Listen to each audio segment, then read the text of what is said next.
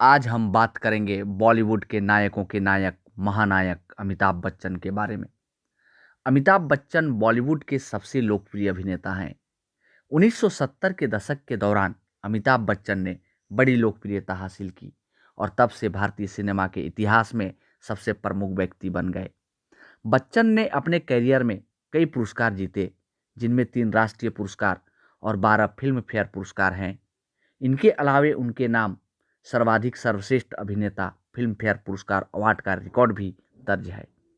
अभिनय के अलावा अमिताभ बच्चन ने पार्श्व गायक, फिल्म निर्माता, टीवी प्रस्तोता और भारतीय संसद के निर्वाचित सदस्य के रूप में अपनी अहम भूमिका अदा की है।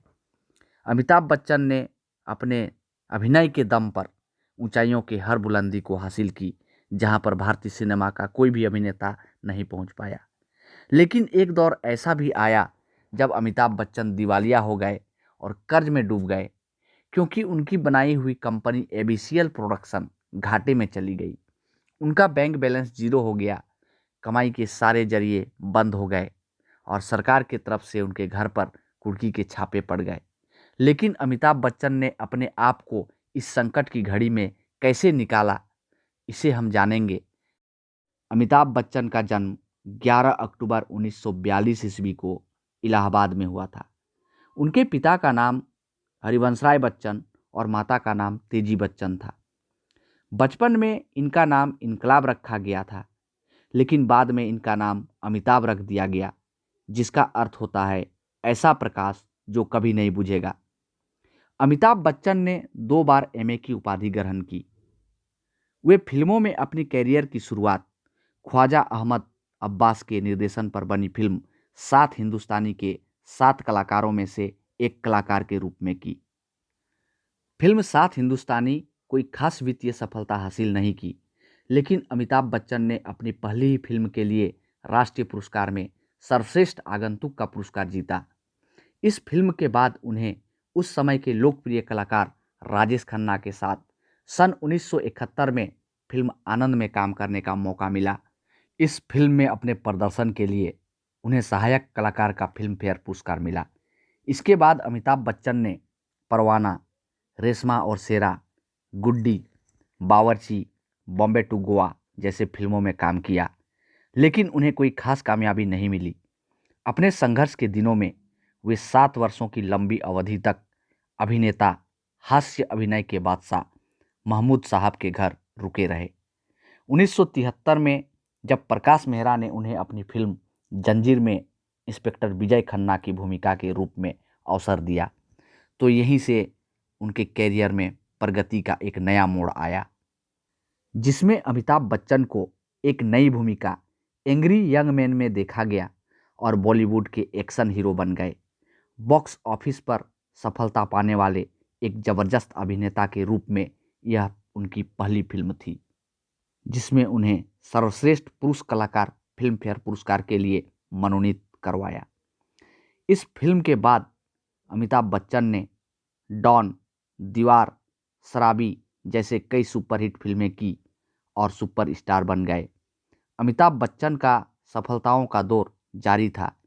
इसी दौरान 1982 में कूली फिल्म की शूटिंग के दौरान अपने सह कलाकार पुनीतिस्सर के साथ एक फाइट की शूटिंग करते हुए उनके आंतों में चोट लगी थी।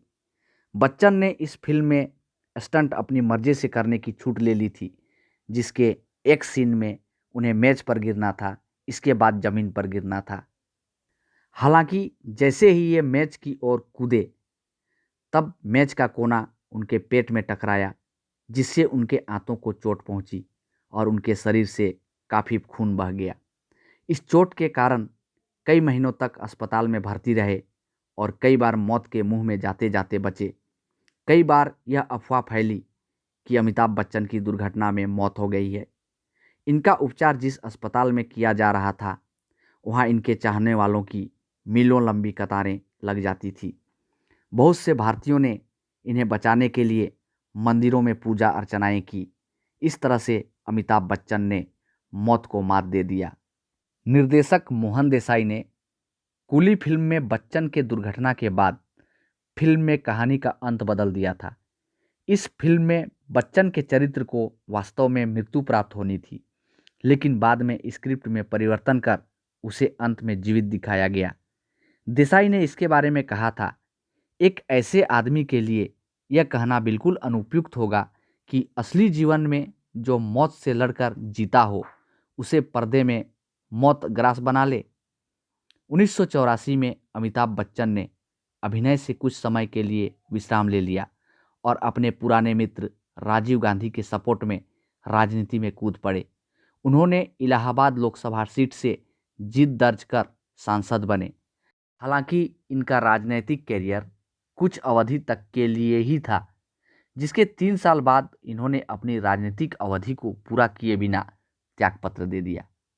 1988 में बच्चन राजनीति छोड़कर पुनः फिल्मों में वापस लौट आए और शहंशाह फिल्म में शीर्षक भूमिका निभाई, जो बच्चन की वापसी के चलते बॉक्स ऑफिस पर सफल रही। इस फिल्म के बाद इनकी स्टार पावर क्षीण होती चली गई, क्योंकि इनकी आने वाली सभी फिल्में बॉक्स ऑफिस पर असफल होती रही। 1990 में अग्निपथ में माफिया डॉन की यादगार भूमिका के लिए राष्ट्रीय फिल्म पुरस्कार जीते। 1991 में हम और 1992 में खुदा गवाह के बाद बच्चन 5 वर्षों के लिए आधे रिटायरमेंट की ओर चले गए। अस्थायी सेवानिवृत्ति के अवधि के दौरान अमिताभ बच्चन निर्माता बने और ABCL यानी अमिताभ बच्चन कॉरपोरेशन लिमिटेड की स्थापना की। कंपनी के आरंभ होने के बाद कंपनी द्वारा उत्पादित पहली फिल्म तेरे मेरे सपने थी, जो बॉक्स ऑफिस पर विफल रही।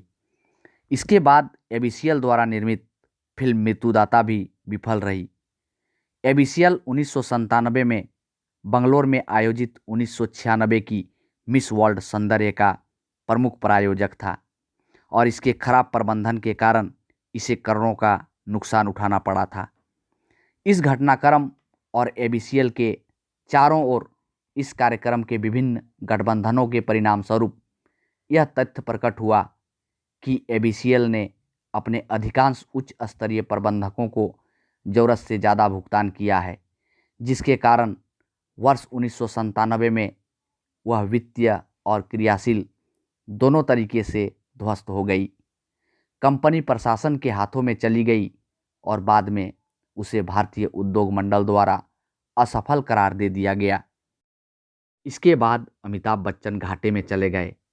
उनका बैंक बैलेंस शून्य हो गया और वे कर्ज में डूब गए। लेकिन इसी बीच कौन बनेगा करोड़पति टीवी शो 2000 ईस्वी में आरंभ हुआ। इसमें अमिताभ बच्चन प्रस्तोता की भूमिका निभाने लगे और इससे अपने कैरियर को संवारने का प्रयास किया। 1998 में बड़े मियाँ छोटे मियाँ, 2000 ईस्वी में मोहब्बतें, 2001 में कभी खुशी कभी गम, 2003 में बागवान जैसी फिल्मों से उन्हें फिर से कामयाबी मिली और अभिनय के क्षेत्र में फिर से जम गए और वर्तमान समय में अमिताभ बच्चन सभी आयु वर्ग के लोगों के चहेते बने हुए हैं।